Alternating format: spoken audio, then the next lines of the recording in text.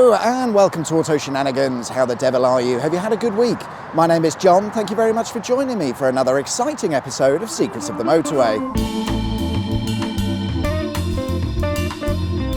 In this week's episode, it's more Manchester motorway mayhem as we take in the 4-mile-long M602 motorway. It runs from the Eccles interchange, which is shared with the M62 and the M60. It then runs east into Manchester and nearly offers a direct motorway link to the A57M. There are 3 junctions, but 2 of them are where the motorway terminates, so there's only really one proper junction if you ask me. It all seems a bit pointless. Certainly the motorway does serve a purpose, but why have we got this short 4-mile motorway stub? Let's go back to the beginning of the beginning began, and in the early 60s, plans were underway to construct a motorway that would link the centre of Liverpool to the centre of Manchester. It was called the South Lancashire Motorway and it was allocated with the number M52. Had it been built as planned, it would have followed this route. You'll probably have noticed that a large section of the M52 follows the route of today's M62, and that's because, having made plans for the M52, somebody in the council thought it would be a great idea to build a Trans-Pennine motorway, so they got rid of the M52 to replace it with the M62. Of course, that's a story for another day, one that I've already told in this video here.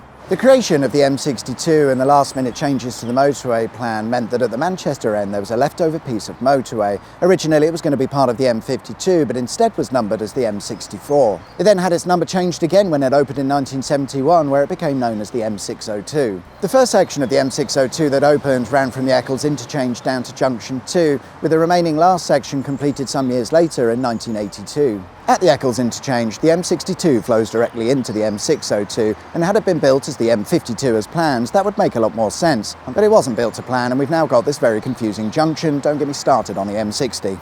A short distance from the Eccles interchange, and the M602 crosses over the 41-mile Bridgewater Canal. Whilst the canal saw a few extensions and add-ons over the years, the section that the motorway passes over was the first to be built in 1761, connecting Worsley and Manchester. A unique feature of the Bridgewater Canal is the Barton Swing Bridge aqueduct that carries the canal over the Manchester Shipping Canal. It was built in 1894 to replace the original Barton aqueduct that was built along with the canal in 1791. Upon opening, the original aqueduct's arches began to buckle under the weight of the water, and several months more work was required to put it right. They must have done a good job because the original aqueduct lasted for over 100 years before the swing bridge replaced it.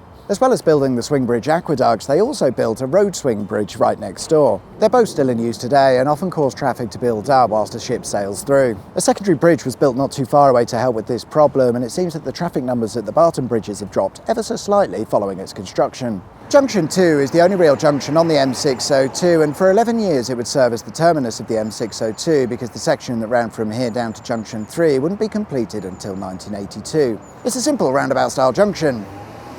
Yep. As we move away from Junction 2, the motorway starts to run alongside the Liverpool to Manchester Railway, and at the Weast Road Railway Bridge, the motorway runs through what used to be Weast Railway Station. The station opened in 1831 on perhaps the first intercity railway line, and over the years it was expanded to incorporate 4 running lines and a goods yard. I can only assume that the station never really performed that well because by 1947 the station was closed.